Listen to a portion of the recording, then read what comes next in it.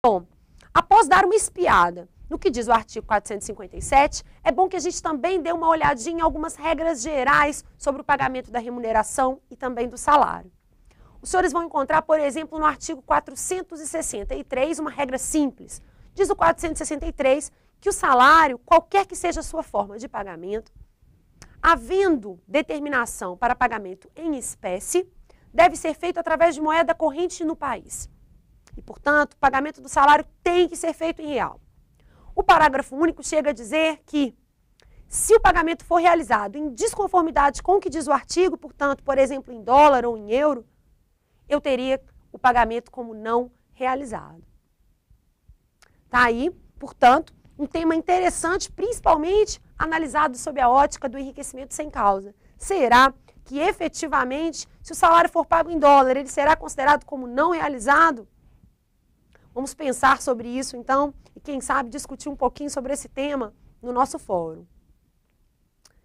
Além disso, pertinente que a gente dê uma espiadinha no artigo 464 e a figura jurídica do recibo. Diz o artigo 464 que o pagamento do salário deve ser feito contra recibo, assinado pelo empregado, e que se esse empregado for analfabeto, mediante a sua impressão digital, e se essa impressão digital não for possível, o recibo pode também ser assinado a rogo, portanto, através de alguém que o faça em nome daquele trabalhador.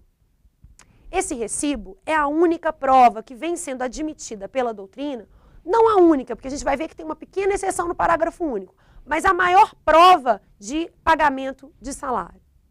Quando eu disse exceção, verifiquem aí então o parágrafo único do artigo 464. O que ele diz? Ele diz que terá força de recibo e, portanto, substitui esse recibo, o comprovante de depósito em conta bancária, desde que a conta bancária seja aberta com a autorização desse empregado, em nome desse empregado, por óbvio, que essa conta seja exclusivamente aberta com a finalidade de pagar salário. E, finalmente, talvez aqui seja uma regra mais surreal, diz o artigo que o depósito tem que ser feito em estabelecimento bancário próximo ao local de trabalho. Portanto, regra, recibo assinado pelo empregado. Exceção, comprovante de depósito bancário, desde que obedecidos os requisitos do artigo 464, no seu parágrafo 1. Questão interessante é que a CLT não regulamenta o chamado pagamento em cheque. Os senhores vão encontrar algumas regulamentações bem antigas do Ministério do Trabalho sobre o assunto. E fato é que o salário pode ser pago em cheque, desde que o cheque não seja cruzado, seja da praça e que o empregado tenha assegurado pelo empregador o direito de se ausentar do trabalho durante a jornada para o desconto do cheque.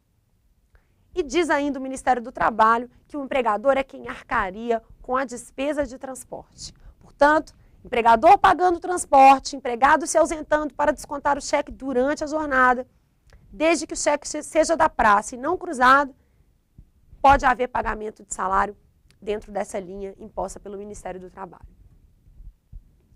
Interessante ainda, a título de regra geral, que os senhores conheçam a questão do local e dos dias para pagamento de salário. Visitando o artigo 465, vão encontrar a informação de que o salário deve ser pago em dia útil, no local de trabalho, durante a jornada ou imediatamente após o encerramento da jornada de trabalho pelo empregado. Obedecidas essas regras, o pagamento do salário será efetivamente considerado. Ainda, a título de regras gerais, os senhores vão encontrar no artigo 459 uma regra importante sobre a chamada periodicidade do pagamento do salário. Diz o artigo 459 que o salário, como regra, não pode ser pago em período superior a um mês. Portanto, não posso contratar um empregado e pagar a ele salário a cada 2 meses ou 3 meses. Mas, embora essa seja a regra, os senhores vão encontrar no mesmo artigo a informação de que podem desobedecer a regra dos 30 dias, as comissões, já que a gente viu, inclusive, que elas podem ser pagas proporcionalmente, as gratificações, já que elas podem ser, inclusive, anuais, como é o caso do 13º salário, e as percentagens, na medida em que comissões e percentagens se confundem em alguns momentos, já que quase toda comissão é apontada como uma modalidade de percentagem. Bom, para que a gente encerre de certa forma, né, o nosso estudo, eu deixei para o final uma das partes que talvez seja a parte mais relevante ou mais instigante no chamado estudo do salário. É a figura jurídica da equiparação salarial. Sobre a equiparação salarial, eu convido os senhores a visitarem 2 institutos jurídicos que são importantes. A disciplina do artigo 461 da CLT, assim como a súmula de número 6 do Tribunal Superior do Trabalho, que são apontadas, portanto, como o amparo maior para o estudo da equiparação salarial. Procurei dividir o nosso estudo em 2 etapas. Vamos dividir conforme o ônus da prova. Vamos ver, de um lado, aquelas situações que são o fato constitutivo do direito do empregado. E o fato constitutivo do direito do empregado será obtido no caput do artigo 461 da CLT. Na do artigo 461, o senhor vai conseguir extrair 3 dos elementos essenciais que devem ser provados pelo empregado em juízo. Diz o artigo 461 que, sendo idêntica a função, a todo trabalho de igual valor prestado ao mesmo empregador na mesma localidade, corresponde o direito ao mesmo salário. O mesmo empregador. Atualmente, os senhores vão encontrar na doutrina e também na jurisprudência a informação de que empresas que compõem o mesmo grupo econômico, embora sejam pessoas jurídicas distintas, são entendidas pelo direito do trabalho como o mesmo empregador.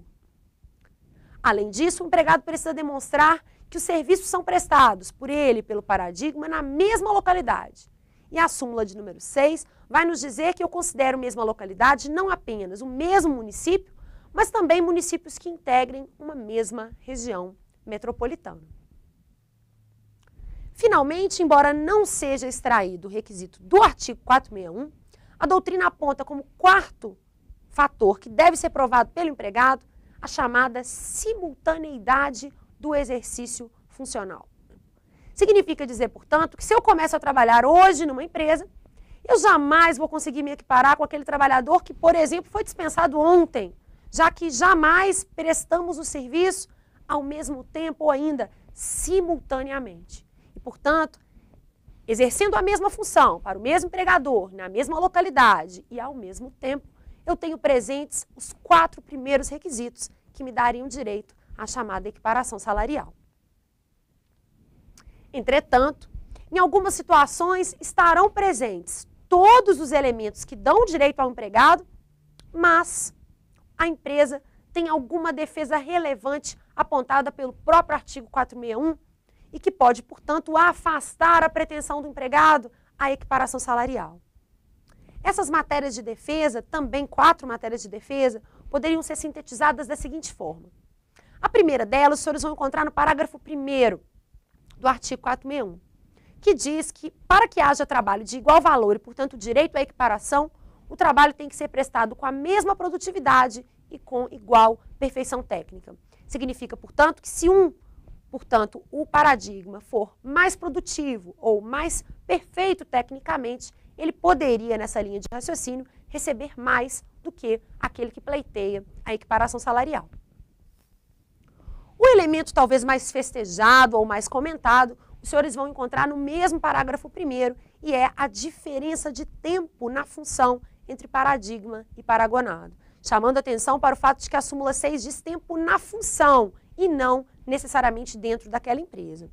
Se o paradigma exercer aquela função há mais de 2 anos em relação ao paragonado, não há direito à equiparação salarial.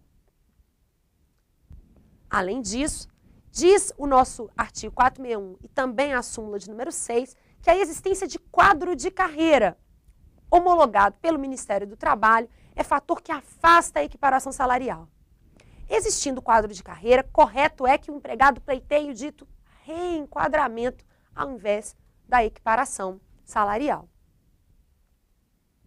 Por fim, mas não menos importante, indica o artigo, e a gente já falou sobre isso em videoaulas passadas, que se o meu paradigma for readaptado, não há direito à equiparação salarial. E, portanto, se a empresa demonstra que o paradigma for readaptado em razão de doença física ou mental, afasta-se a pretensão à equiparação salarial.